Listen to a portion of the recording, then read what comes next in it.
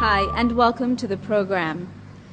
The case of journalist J.S. Tissainayagam attracted wide attention in the local and international media last week when the court ruled that he was guilty of writing and publishing articles that contributed to communal hatred and promoted terrorism, and for accepting funds from the LTTE for his news website. He was sentenced to 20 years rigorous imprisonment. The verdict has come as a shock to Sri Lanka's media community, as it is the first time that a journalist has been charged under the Prevention of Terrorism Act. Our first story this week gives you a closer look. The charge: writing and publishing 2 articles that contributed to terrorism and accepting funds to aid the same. The verdict: 20 years rigorous imprisonment. People gathered outside the courthouse on the 31st of August 2009, the day of Tissainayagam's hearing, were taken aback as the sentence was announced. As a handcuffed Tissainayagam left the court, supporters expressed their shock at the verdict. මේක කිසිසේ සාධාරණව කටයුතු සිදුනා කියලා අපිට පිළිගන්න බෑ. ඒ වගේම අපි රජයට කියනවා වහාම පොදු සමාවක් දෙන්න. It's direct challenge to the freedom of expressing the views of the ordinary people, right? This is a political question.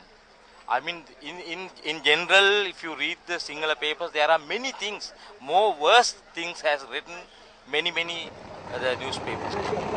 Because Tissainayagam was prosecuted over what he wrote and published, his case is seen as an issue of media freedom. However, the government responded to the many local and international comments on the judgment by pointing out that the verdict was reached after due process of the country's laws and is not related to the suppression of media freedom. Well, government stand on the Tissainayagam issue is we have taken him to courts. So the law of the country has been used. So he is being punished by the judicial. So there is nothing other than that, because we can't discuss anything about the judicial decision. But Tissainayagam and any other person who is not happy still have a chance of appealing. They can always appeal to the appeal courts and after that to the Supreme Court.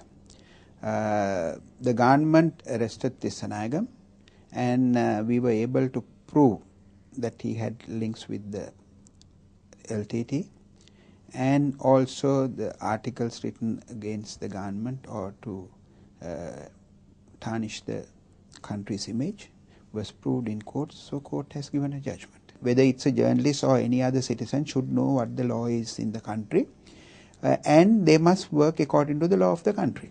So if somebody is following the law of the country, then nobody can take them to courts. So I don't think that there is any sort of threat on the media freedom. Arrested on the 7th of March 2008 under the Prevention of Terrorism Act, Tissainayagam's case spanned 1.5 years, the duration of which he spent in prison.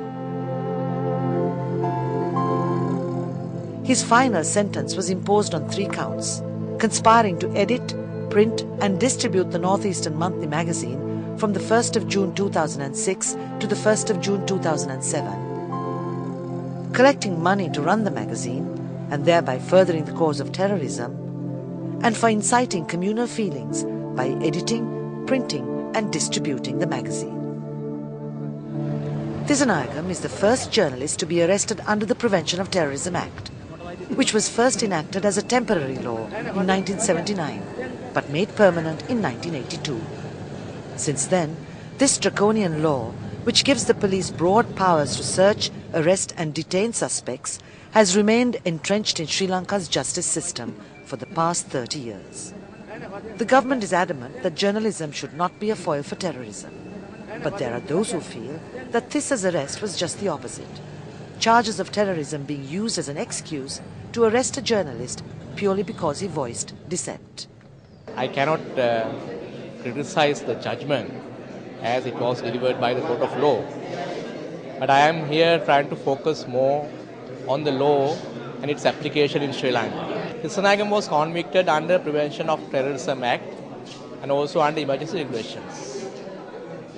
So this law, in my view, is actually being misused in Sri Lanka. It's been used to punish a journalist who express his views and who exercise his freedom of expression. So I think this is rather unfortunate that this happened in this country.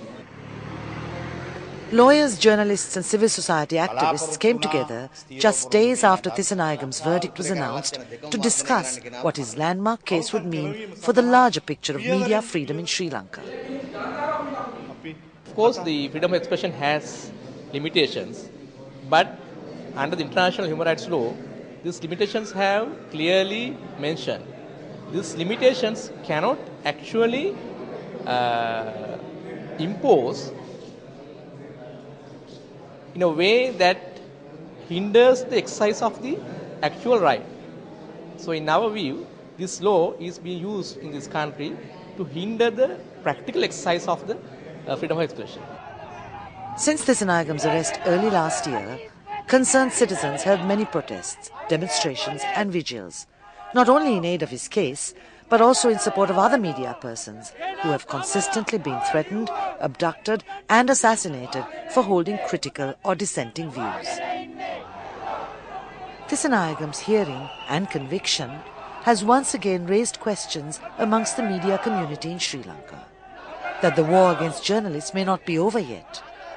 A sense of insecurity is contributing to self-censorship, but veteran journalists like Aidan feel that this is not the answer, and that raising the cry for what is right and wrong is essential, now more than ever, if journalism is to survive in Sri Lanka. ඇත්වශයෙන්ම මම හිතන දේ තමයි මිනිස්සු දත්මිටි කාගෙන හරි වරදක් දැක්කම වැරදි කියන්න ඉගෙන ගන්න ඕනේ. ඒක ටිකක් අමාරුයි මම පිළිගන්නවා. නමුත් ඒ කියන්නේ හැම දෙයකටම මිනිස්සු හිතනවා නම් ඒ කියන්නේ අපි හරි බය වෙන්න ඕනේ කියලා ඒක ශිෂ්ට සම්පන්න මදිකමක් මම හිතන හැටියට. ඉතින් මම හිතන්නේ මේ දේවල් වලින් මිනිස්සු ඉගෙන ගන්න තියෙන පාඩම තමයි අනවශ්‍ය තරම් පක්ෂ ભેද වලින් තොරව රටේ වරදක් වෙනකොට ඒක වැරදි කියන්න පොඩියට හරි හඬ නගන්න මිනිස්සු පුරුදු වෙනවා. නම් ඒ සඳහා ධෛර්යය ඇති කර ගන්න ඕනේ. මම හිතනවා මේ සමාජය කියන්නේ ටිකක් ඊට වඩා හොඳ නවීන සමාජයක් බවට පත් කර ගන්න.